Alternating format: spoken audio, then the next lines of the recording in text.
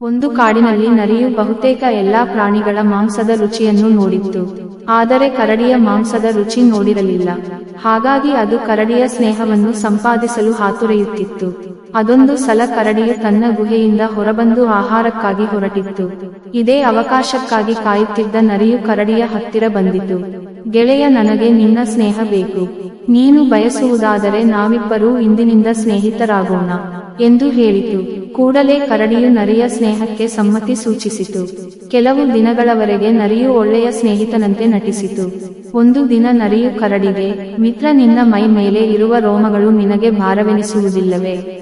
ನೋಡಲು ಸಹ ತುಂಬಾ ಅಸಹ್ಯವಾಗಿ ಕಾಣಿಸುತ್ತದೆ. ಒಮ್ಮೆ ನಿನ್ನ ರೋಮಗಳನ್ನು ಕತ್ತರಿಸಿಕೊಂಡು ಬಿಡು. ನಂತರ ನೀನು ಬಯಸುವುದಾದರೆ ಮತ್ತೆ ರೋಮಗಳನ್ನು ಮೊದಲಿನಂತೆ ಬಿಡಬಹುದು ಎಂದು ನರಿಯು ಹೇಳುತ್ತದೆ. ನರಿಯ ಕಪಟ ನುಡಿಗಳು ಕರಡಿಗೆ ಸಮಂಜಸವೆನಿಸಿತು. ನಂತರ ಅದು ನರಿಗೆ, ಮಿತ್ರ, ನಿನ್ನ ಇಚ್ಛೆಯಂತೆ ನನ್ನ ಮೈ ಮೇಲೆ ಇರುವ ರೋಮಗಳನ್ನು ಒಂದು ಬಿಡದೆ ಕತ್ತರಿಸಿ ಹಾಕಿಬಿಡು ಎಂದು ಪ್ರೀತಿಯಿಂದ ಹೇಳಿತು.